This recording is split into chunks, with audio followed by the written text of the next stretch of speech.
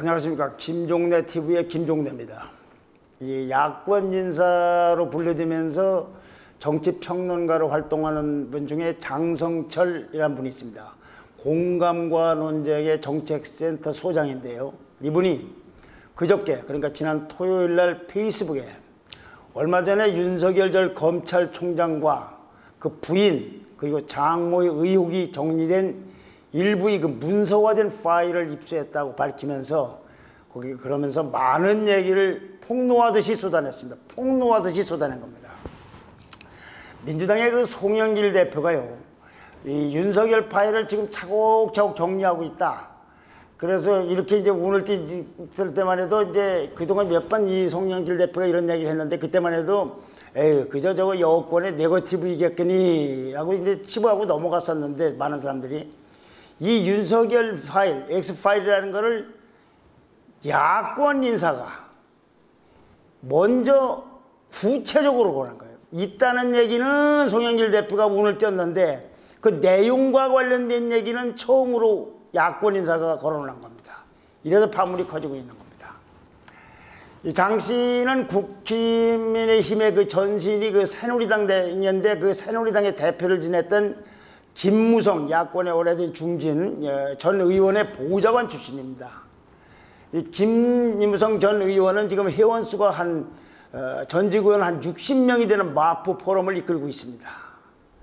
그 장 씨는 그렇게 올린 글에서 폭로하면서 윤 전 총장에게 많은 기대를 걸었지만 이런 의혹을 받는 분이, 그러니까 윤 전 총장이 국민의 선택을 받는 일은 무척 힘들겠구나 라는 게 내가 고심 끝에 내린 결론이라고 했습니다. 그러면서 알고 있던 사실도 있고 내용을 보니까 풍문으로 들었던 소문도 있다. 정밀하게 조사된 부분도 있는 것 같다고 했습니다. 그러면서 장 소장은 현재 윤 전 총장의 행보 또는 워딩, 발언하는 거예요. 판단 등을 종합적으로 보면은 높은 지지율에 지금 취해 있는 현재의 준비와 대응 수준을 보면 방어는 어렵겠다는 생각이, 이제 윤석열 파일에 대한 방어 어렵겠다는 생각이 든다. 정치 아마추어 측근인 교수 그리고 변호사들이 제대로 된 대응과 판단을 할 수 있다고 생각하지 않는다. 그러니까 윤석열 총장 측이 그런 아마추어들 참모라든가 이런 사람들하고 합쳐서 여러 가지 전력으로 볼 때 윤석열 파일, X파일에 대한 대응을 못할 것이다. 그래서 결국 윤석열 총장은 해명만 하다가 날 셀 것 같다. 안 되는 것은 일찍 포기하는 것이 낫다고 그랬습니다. 파문이 커지면서 장 씨는 그 다음날 게시글을 삭제했지만 그렇다고 파문이 가라앉는 게 아니라 파문은 점점 커지고 있습니다. 근데 실제로 그 글을 지금 읽어보면요, 정말 의문이 꼬리에 꼬리를 뭅니다. 한마디로 얘기하면 보수 인사이자 야권 인사로 분류되는 그 사람은 도대체 왜 이런 행동을 했을까? 하나하나 짚어봐야만이 조금씩 궁금증이나 의문점이 풀릴 것 같습니다. 그 의문점을 얘기하기 전에요, 미리 시청자분께서 좀 이해를 돕기 위해서 오늘 그 CBS 노컷 뉴스가 이 윤석열 X파일에 대해서 보도한 내용을 좀 소개해 드리겠습니다. 뭐냐, X파일이라는 게 뭐냐? A4 용지 약 20잔 분량인데 내용은 새로운 팩트라기보다는 여론은 물론 그동안에 세간에 떠돌고 있는 관련 얘기들 망라한 수준이라고 합니다. 새로운 것이 있는 게 아니라 그동안에 가끔 언론에 종종 보도되고 떠돌던 얘기를 망라한 것이다. 내용적으로는 별게 아니란 얘기죠. 윤 전 총장과 그의 부인 그리고 장모에 관련된 의혹들이라고 합니다. 특이한 것은, 내용은 별거 없는데 특이한 건 공격 포인트가 세세하게 달렸다는 겁니다. 구체적으로 해당 문제, 이 문제는 어떻게 활용할 수 있다. 이건 어떤 식의 문제가 있다. 어떻게 하면 어떻게 공격하면 된다. 이렇게 정치적 공략 포인트가 담긴 거다 이거죠. 그런데 작성 주체가 어딘지는 파일에 담겨 있지 않았다고 합니다. 이것이 오늘 CBS 노컷 뉴스가 보도한 내용입니다. 요약을 하면 내용은 별거 없는데 윤석열 총장을 네거티브하든지 이제 공격을 할 때 이런 포인트로 할 수 있다라는 걸 갖는 일종의 그 공격 요령 지침서라고 하나, 포인트 지침서라고 하겠습니다. 바로 이렇게 내용이 없는데 공격하는 요령을 해놓은 거기 때문에 정성철 씨 글은 더더욱 의문을 갖게 됩니다. 한 5가지 정도로 말씀드려볼까 합니다. 첫째는요, 이 X파일은 여당에서 여권에서 작성한 게 뻔합니다. 이걸 야당에서 작성할 리가 없지 않습니까? 근데 뻔한데 그동안 많은 얘기들이 또 송영길 이 민주당 대표 같은 분이 뭐 우리는 자료를 모으고 있다고 하고 이렇게 하고 있었던 터인데, 그러니까 여당이 작성한 거 틀림없는 것 같은데 어떻게 야권 인사가 이걸 입수하게 됐냐 이거죠. 그 경로가 뭐냐 이거죠. 심지어 윤석열 총장하고는 거의 견원지간처럼 그동안에 시끄럽게 싸워왔던 추미애 전 법무장관 같은 분도 얼마 전에 인터뷰에서 나는 엑스파일 같은 거 갖고 있지 않다. 송영길 대표는 어떻게 갖고 있는지 모르겠다까지 했단 말이에요. 이거를 추미애 장관도 안 갖고 있는 걸 어떻게 야권 인사인 장 씨가 갖고 있는지, 누구로부터 입수했는지, 어떤 경로로 입수했는지가 정말 궁금합니다. 계속 앞으로도 말씀드리겠지만 이 사람이 야권 인사이기 때문에 그러는 겁니다. 김무성 의원의 보좌관 출신이기 때문에. 그리고 두 번째는요, 이 장 씨가 글을 올린 시점이 아주 미묘합니다. 장 씨가 글을 올린 날은 그저께, 즉 지난 토요일, 즉 19일입니다. 이날은 국민의힘 입당과 윤석열 총장의 입당과 관련한 메시지 혼란으로 해서 윤 씨 측의 그 이동훈 대변인, 이 사람이 사표를 낸 날입니다. 열흘 만에. 그날 이런 글이 올라왔습니다. 그 다음에 윤 전 총장이 그 전날에는 언론과의 통화에서 국민의힘 조기 입당 검토한 적이 없다고 했었습니다. 그러니까 장 소장은 윤석열 총장의 조기 입당이 안 하는 것이 확인된 바로 다음날 글을 올린 겁니다. 또 바로 이 장 소장이 올리기 전날은 최재형 감사원장이 국회에서 사실상 대권 도전 의사를 밝힌 날입니다. 이렇게 윤 씨 측에는 좀 난기류가 일고 있고 좀 복잡하고 새로운 주자 최재형 원장이 등장한 시점에 글을 올린 겁니다. 이게 우연인지 무슨 다른 사정이 있는지도 좀 궁금합니다. 세 번째는요, 여당은 그동안에 X파일 냄새만 피웠어요. 내용에 대한 언급은 한까지 한 게 없어요. 그런데 야권 인사가 여당보다도 먼저 자세하게 파일 내용을 암시하면서 발언을 하고 글을 올렸다 이거죠. 여당은 파일이 있다, 뭐 자료를 모으고 있다 수준인데 이 사람은 파일을 읽어보니까 이러이러하고 이러이러하다라고까지 얘기를 하고 있는 거예요. 그런데 장 씨는요, 파일 내용은 공개 안 하면서 내용은 공개를 안 하고 있어요. 저도 모릅니다. 아까 그 CBS 정도만 보도를 봐서는 것입니다. 정밀하게 조사된 부분도 있는 것 같다고 그랬어요. 아니, CBS 보도에서는 별게 아니고 시중에 떠도는 거라고 그랬는데 야권 인사가 정밀하게 조사된 부분이 있다고, 결국은 이 파일 내용은 믿을만하다는 뉘앙스를 곳곳에 풍기고 있는 건 무슨 사연인지를 모르겠어요. 야권 인사라면 여당에서 설령 맞는 게 있더라도 야당을 공격하기 위한 네거티브를 자료를 입수했다면 야권의 그 여론조사 지지율이 1위인 주자, 내용이 별거 아닌데 공격하라고 한다고 하면서 여당을 비판해야 될 일 아닙니까? 내용은 공개하지 않으면서 이건 신빙성이 있다는 식으로 얘기를 하는 건 이거 곤란하다. 그리고 신빙성이 별로 있는 것 같지도 않지 않습니까? 내용은 다 그동안 알려져 있던 내용이라고 그러고. 그런데 그걸 근거로 해서 여당에 대해서 비판을 하기는커녕 이 자료를 근거로 야권 내부에다 수류탄을 던지듯이 총질을 하는 이유가 도대체 뭔지를 모르겠어요. 네 번째는요, 이 윤 씨 측이 아마추어 참모진과 조언자들 때문에 파일 방어가 어렵다고 혹평했는데 이것도 난 무슨 근거가 있어서 그런지를 모르겠습니다만은 그건 논란이 있을 수 있습니다. 이런 의혹, 그렇게 방어하기가 힘든데 이런 상황에서 이런 의혹을 받는 분이 국민의 선택을 받는지는 무척 힘들겠다라는 것이 고심 끝에 내린 결론이라고 합니다. 그리고 해명만 하다가 날 셀 것 같다, 안 되는 건 일식 포기하는 게 낫다고 아주 대권 도전 포기를 권유하고 있습니다. 이 장성철 씨는요, 정치인이 아니고 평론가입니다. 그것도 야권 평론가입니다.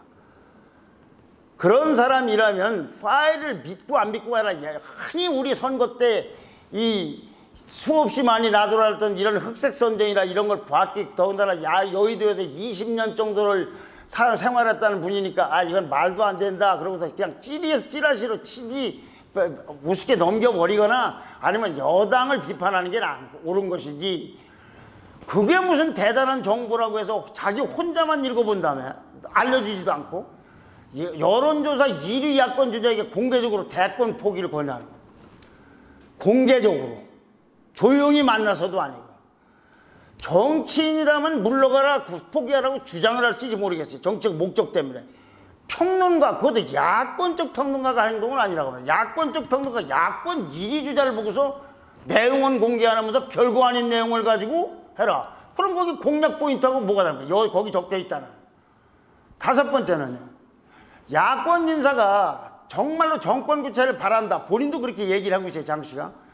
그러면 사실이 아직은 확인되지 않은, 그러면서 정치 공작 냄새가 풀풀 나는 우리 경험으로 봐서 여태까지 대통령 선거나 이런 걸 볼 때 그런 파일을 가지고 무슨 대단한 특종이라도 한 것처럼 폭로하듯이 거론하면서 공개적으로 윤석열 총장에게 대권 포기를 하라는 게 옳은 겁니까? 아니면 파일을 입수하자마자 아하, 이거 정치 공작이다 하고서 국민의힘의 이준석 대표 같은 지도부나 아니면 윤석열 총장에게 직접 신속하게 전달해서 여당이 지금 정치 공작을 하려고 하니까 대응책을 강구하라고 하는 것이 야권 평론가로서의 온당한 태도입니까?